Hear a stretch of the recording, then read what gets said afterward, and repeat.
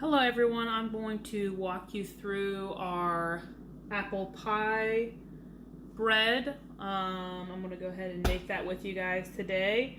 I've went ahead and mixed together this is a third cup of brown sugar and a teaspoon of cinnamon.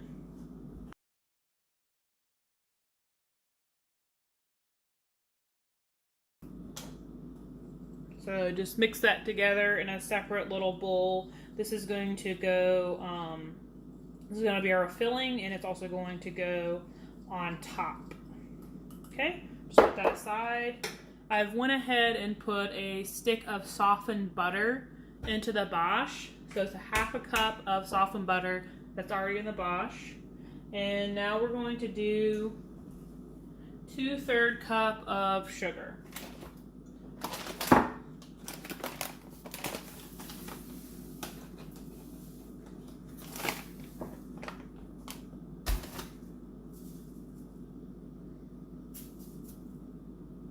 All right, 2/3 cup of sugar going in. And then we're going to blend these together until they're well incorporated and smooth.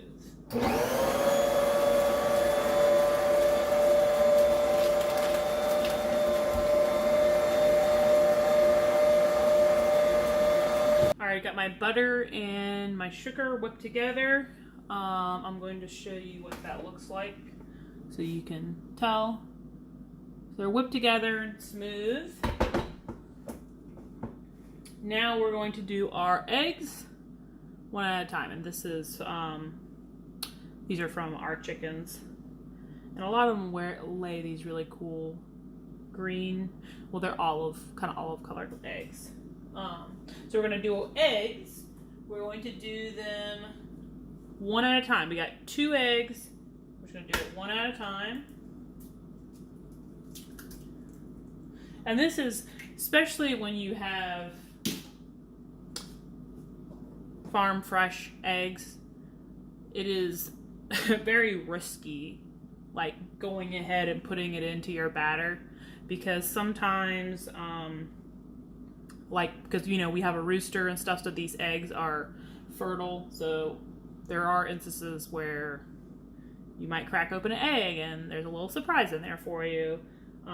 So maybe don't do, if you have farm fresh eggs, you're getting eggs from your chickens, maybe don't do exactly what I have done because it's kind of devastating, because then you have to restart and then, you wasted those ingredients. But I already got 1 egg in there, so I'm gonna go ahead and mix it up.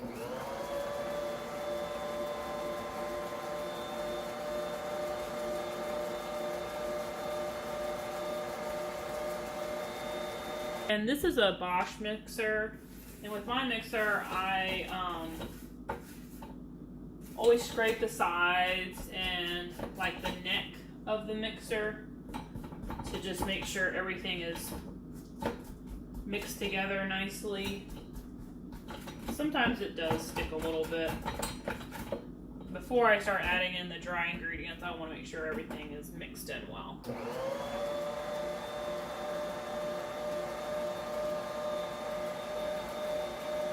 Alright, so I'm kind of going a little bit off the recipe a little bit because I do not have vanilla. But if you had vanilla, you would go ahead and add that, and that would be 1.5 teaspoons. So 1/2 teaspoon of vanilla. I do not have vanilla, so I have been using maple syrup instead in a lot of my recipes. And what I do is I usually just use extra. I just put in a little extra. And they've been coming out just fine. Still taste delicious. As y'all know, vanilla is getting pretty expensive, so I just didn't buy any more. I've just been using maple syrup that I have. Alright, so I've went ahead and added that. So instead of doing 1 1/2 teaspoon of vanilla, I did 2 teaspoons of the maple syrup. I'm gonna go ahead and mix that. Alright, so now we're going to do the flour, and I'm gonna go ahead and put the lid on my mixer, my little barrier here, because when you add in the dry ingredients, it can tend to puff up and make a huge mess. Like you probably saw the flour kind of puffing up already, so it can tend to be messy. So you're gonna do 1.5 cups of flour, and then you're going to add in 1 3/4 teaspoon of baking powder.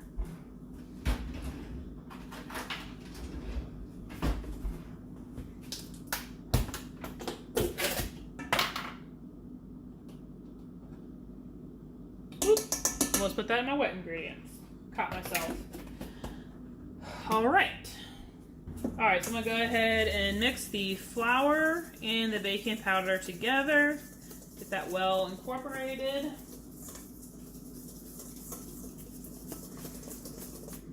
And then I'm going to go ahead and turn my mixer on, and we slowly add in the flour in with our wet ingredients. Just move this a little forward.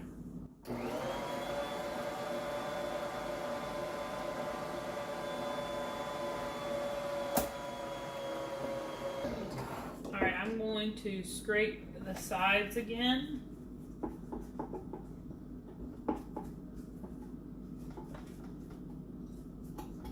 And just make sure everything is mixing in well. All right, so the last part of the batter is a half a cup of milk.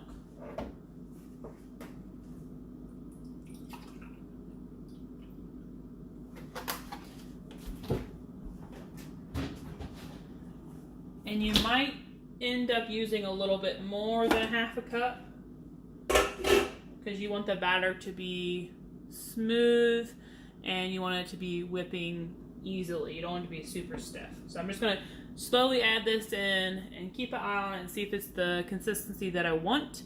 Then once it gets to that right consistency, I'll show you guys kind of what you're looking for.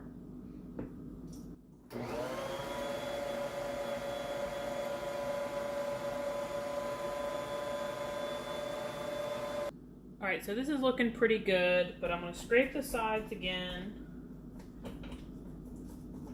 and mix it one more time just to make sure it's still looking good.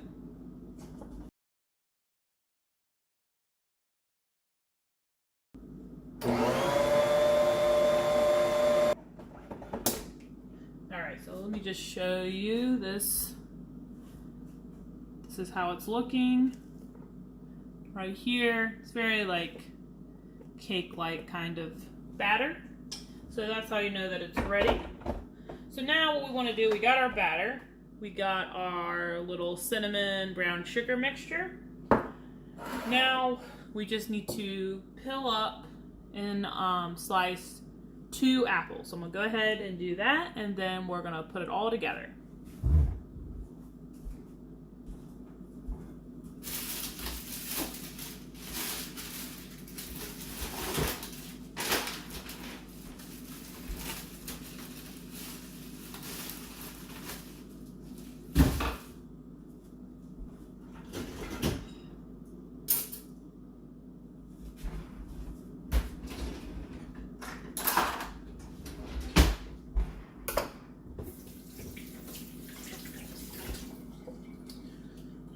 So you should go ahead and get your oven preheating. So I'm going to do that. Before you start your batter, you should probably go ahead and get your oven preheating so it's nice and hot by the time you finish everything, so you can just toss it in and you don't have to wait. But I was a little slow on doing that.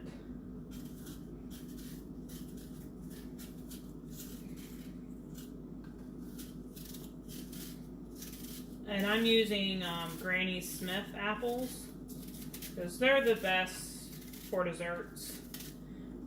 Best apple pie, apple, you know, apple cake, apple bread. They're the best apple to use when you're doing desserts. Except apple butter. Fiji apples are the best for that.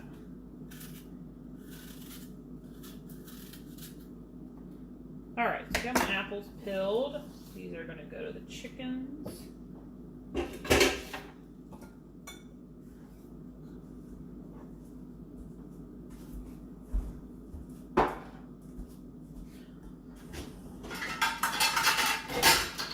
I'm doing these mini loaf pans here.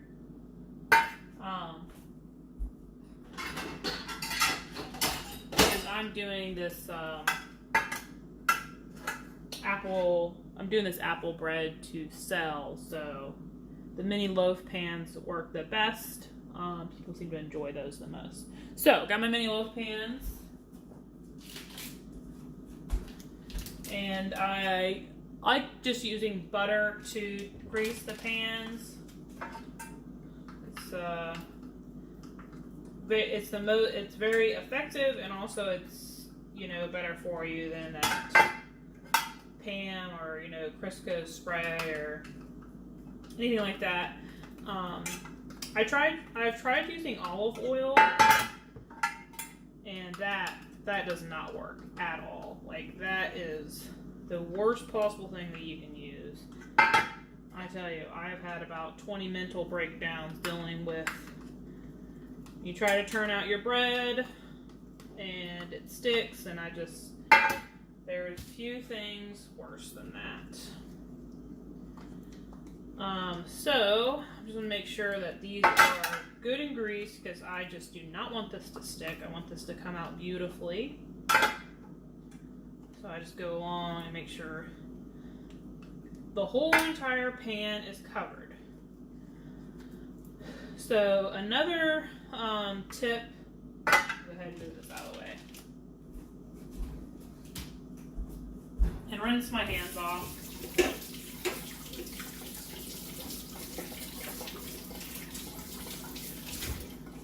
So this bread has been a little bit finicky.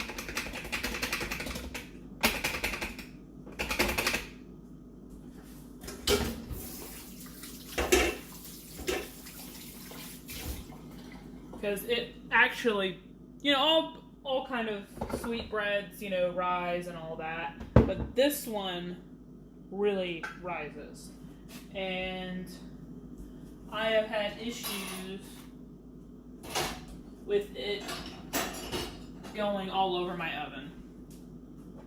So do not put that much batter in the bottom if you're doing the mini loaf pans.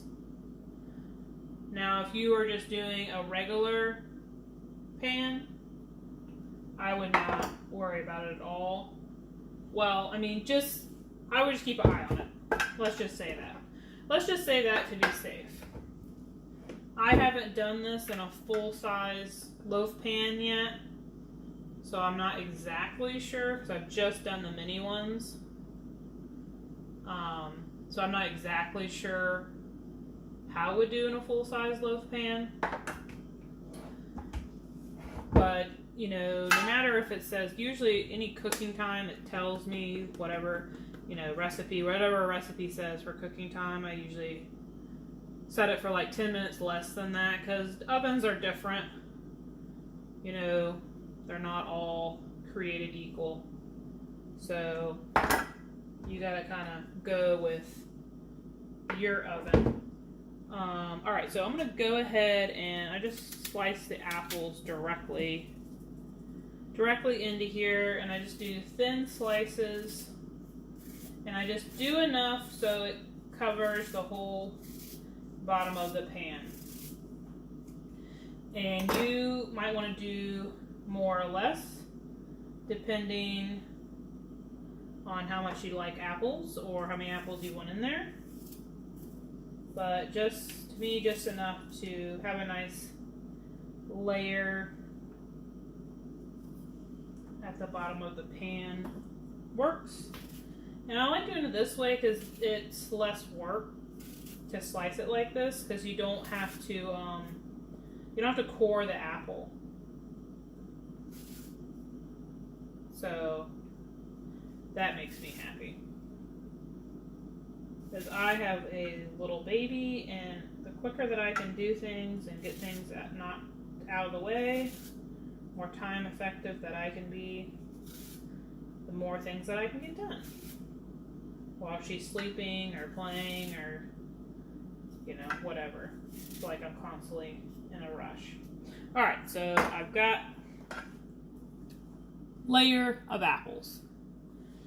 Okay, now we are going to add in our cinnamon and brown sugar mixture. Just going to sprinkle that on top of the apples.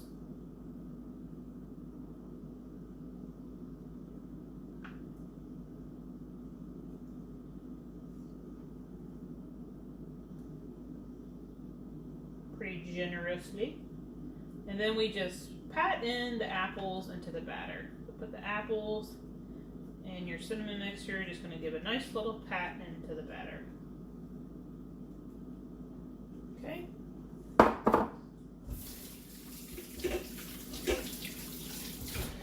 Now we're going to add in the rest of the batter. And I might have enough to do the fourth one. I'm just trying to be very careful on how much batter that I add because I'm very paranoid about this thing overflowing.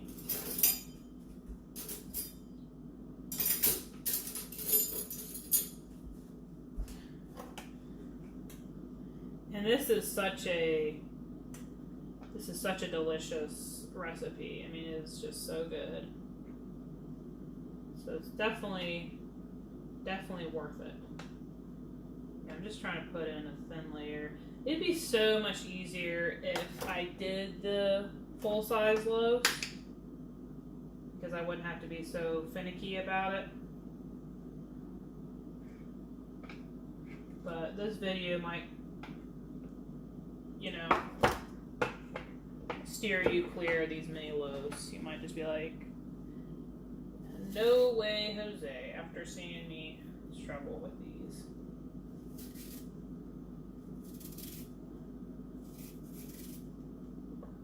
But usually when people are buying, they don't want to buy a whole, well, where I'm selling at anyway, they don't want to buy like a whole entire loaf. They just like just having a little bit.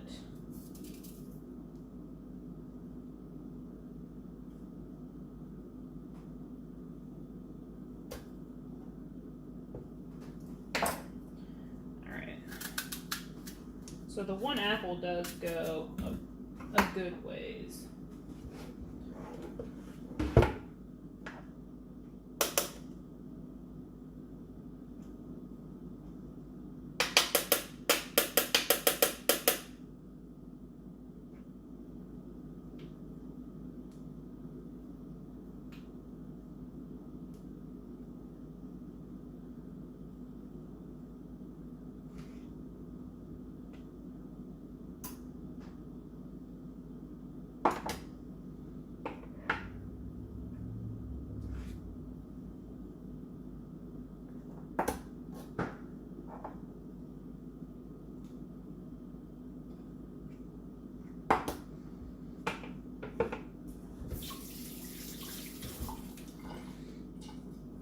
Okay, that part done.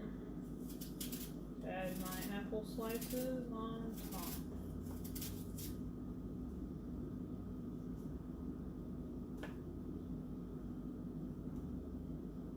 Careful not to get any seeds in there.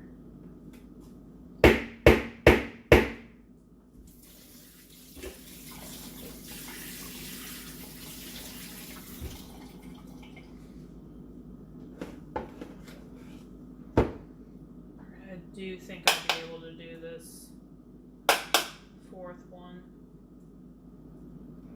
by how things are looking right now. How my batter is going.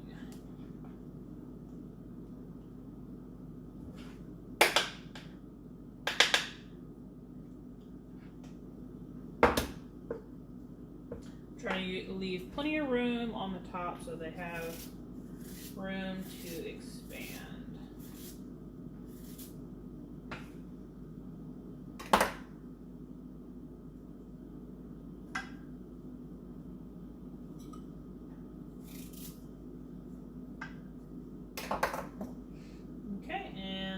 just going to sprinkle the mixture on the top here.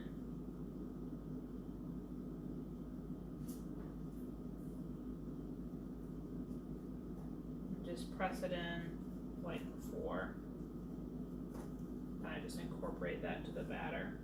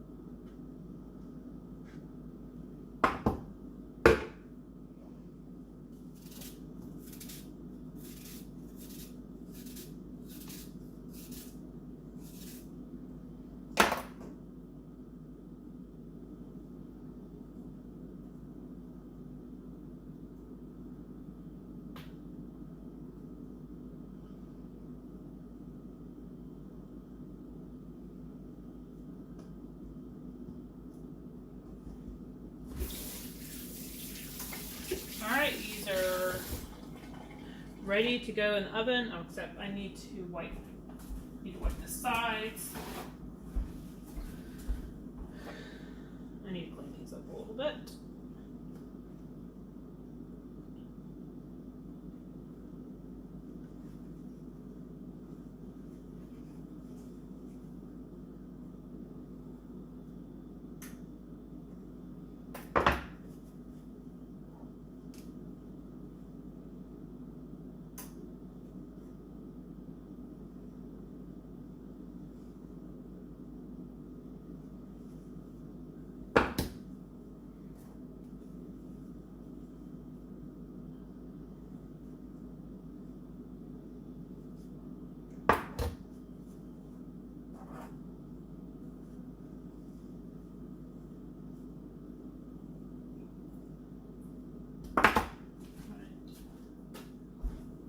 Kind of wipe the cinnamon off some of these, so I'm just gonna add a little bit more.